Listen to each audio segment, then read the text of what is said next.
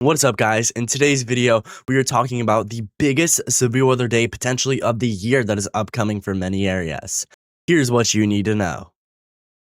A ton of moisture, basically summer-like moisture, is being plumed up into portions of the Midwest over the next few days, and that is when it's going to be the main spark to our big-time severe weather events that we're going to have today and tomorrow.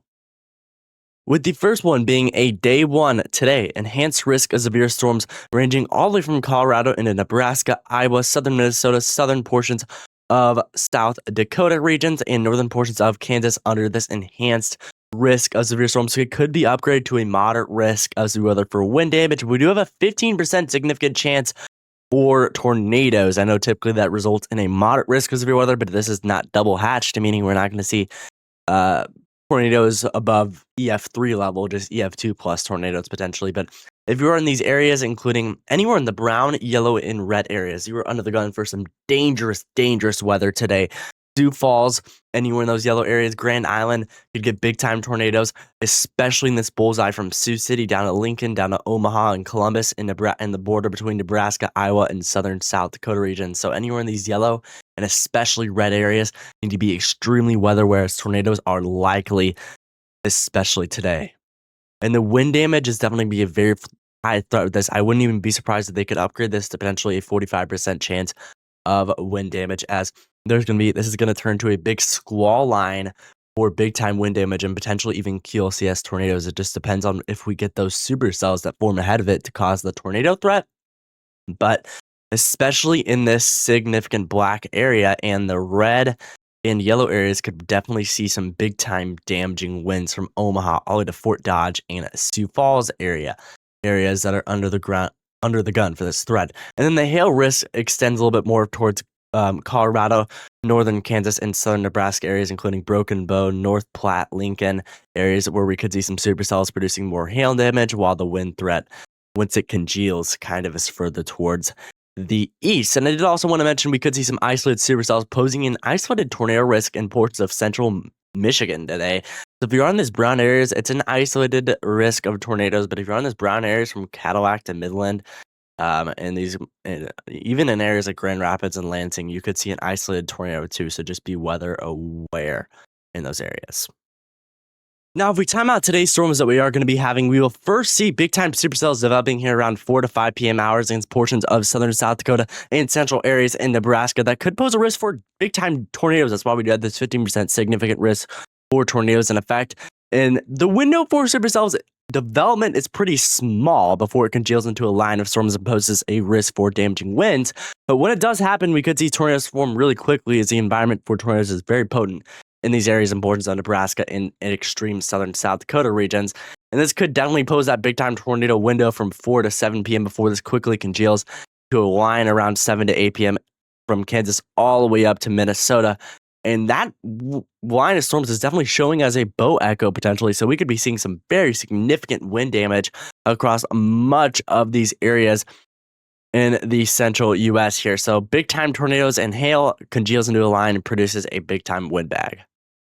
Now, the severe weather threat that we do have on tomorrow, on Monday, is even more dangerous than the severe weather threat that we do have today, as we do have a moderate risk of severe storms in effect in the red areas, especially in these orange and red areas. Could see some very dangerous severe weather, especially in Manhattan, Hutchinson, Newton, Beatrice areas, and then the enhanced risk from Enid up to Wichita, Kansas City, and Des Moines areas. The tornado threat is very potent with this. If you are in these yellow and red areas, we could see very dangerous tornadoes that we will have tomorrow, especially from Kansas City down to Enid, Wichita, and Des Moines and Manhattan and Topeka areas. If you are in this red area, dangerous tornadoes possible. And if you look at the SIG hatches, we do have a double SIG, guys. That is a very dangerous threat from Wichita up to Manhattan areas, where we could see EF3 plus tornadoes, especially in Salina over across I-70 areas in Kansas, where we could have EF3 plus tornadoes. That is possible tomorrow. That's very, very dangerous that we do have tomorrow, so do not take that lightly.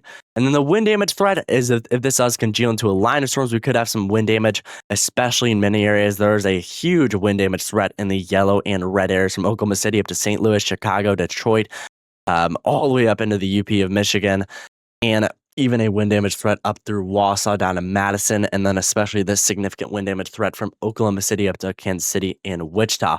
But one of the main threats, too, behind this tornado threat is the hail damage threats. We do have a double SIG risk for hail, which is the highest hail risk you can possibly get from Omaha down to Wichita, Hutchinson, Manhattan, and Topeka, where we could have 3-inch plus hail possible, guys. Make sure you do have your cars indoors somewhere away from getting pounded by hail, as baseball to softball size hail is possible, especially in these red and yellow areas that we could have tomorrow. So make sure you are staying weather aware.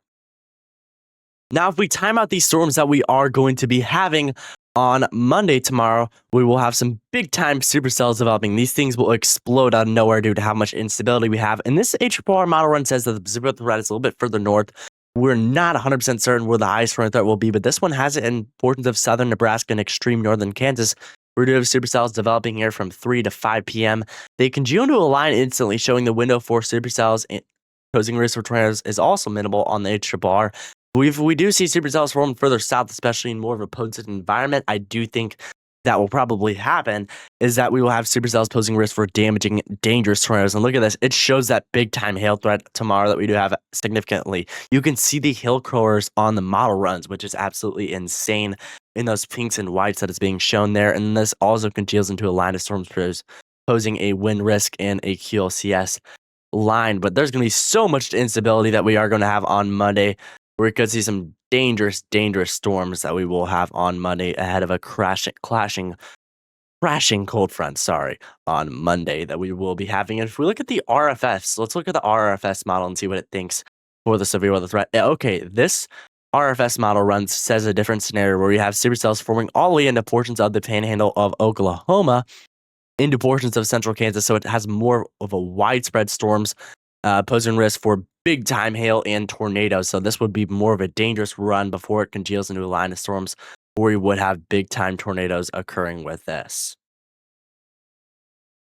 Now, the last day of severe weather that we are going to be having ahead of this big time severe weather span is on Tuesday, day 3, where we do have a big time, massive slight risk severe storms from Texas all the way up to New York and Michigan areas. That is a huge slight risk of severe storms, including Dallas, Tulsa, Little Rock, Memphis, St. Louis, Chicago, Cleveland, not Toronto, that's in Canada, Detroit areas that we are going to be having from this. And if you look at the probabilities, we're going to be having severe weather in all of these areas. Now, there's a lot of uncertainties with this area, but I wouldn't be surprised if some areas get upgraded to an enhanced risk at some point. But the tornado threat and overall severe weather threat is a lot lower on Tuesday. But if you are in these areas, damaging winds and hail could definitely be possible in all these regions. So have a plan and be prepared. Now, another crazy thing that I wanted to mention is ahead of this storm system that's going to pose the risk for big time severe weather is in the backside of this in the Rockies. We're going to be having a snowstorm, a full-blown snowstorm, especially in portions of Wyoming into Colorado near I-70, where we could be having snow, especially very heavy during the morning hours. It'll start Sunday, especially in Wyoming, and then really continue until it tapers off in the afternoon hours on Monday. But we could be seeing a lot of snow from this. If we look at the national blend of models, it has a lot of snow, especially in Wyoming areas. Look at the central and southern portions of Wyoming, especially in those rural areas, in those mountainous regions, could be seeing up to a foot of snow, potentially over a foot of snow in portions of those areas. And some of the Rocky Mountains near Breckenridge could even see some snow with this too that we're going to be having, which is absolutely insane. And if you take a look at this, we have winter weather advisories in effect from Breckenridge areas with 4 to 12 inches of snow, potentially in portions of the mountains north of I-70 areas, with a lot less snow in the valley areas, but more in the mountainous regions. That's pretty normal around this time of year that we don't get as much snow in the valley areas, especially in the mountain towns. But in the mountains, we see a lot of snow from this. And the winter storm warnings in portions of central and southern Wyoming, where we could be seeing up to a foot of snow, which is absolutely insane. So if you are traveling down the mountains on Monday morning, you do need to be having a plan to be prepared. Now, the last thing we're going to do is take a look at the overall weather pattern across much of the United States. And it's been more above average temperatures, especially Sunday into Monday and into Tuesday, especially across much of the central and eastern U.S., and then more below average in the western U.S. But we will have this crashing cold front ahead of this severe weather that we are going to be having, and we are going to be more below average temperatures from Wednesday through Thursday into Friday and Saturday across much of the central U.S., providing a little bit of relief from the summer weather and the more spring weather-like temperatures. This will come back into a big-time ridge that's going to set up in almost all of the United States Once we get into Sunday, we'll be encompassing a pretty wide pattern going into early June of much above average temperatures. That's going to be pretty consistent across much of these regions. So we're in more of a flip flop between more above average and below average, but that will change once we get into this weekend. And if we look at the precipitation anomalies that we are going to be having from this, let's look at the here we go. Precipitation anomaly. So if we look at that, we're going to be seeing much above average precipitation across the southern U.S., especially into late May into early June, especially in portions of the Northeast up down to the southern U.S. that we're going to be having. And that's showing it pretty consistent for a long time in a very strong pattern of below average temperatures in the Pacific Northwest and even a little bit below average precipitation in areas in the Florida Panhandle and the Louisiana areas. But besides that, a lot of above average precipitation that's going to be pretty helpful for some of these drought areas, especially near Texas and Louisiana. Alrighty, I hope you guys did enjoy today's weather video. Definitely big time severe weather stretch. Some of the biggest severe weather days that we are going to be having this year across areas more centered in the bullseye from South Dakota to Nebraska into Kansas and Missouri areas. So if you're on those areas that I did talk about, make sure you do have a plan and be prepared and are weather aware. So yeah. Thanks for watching today's video.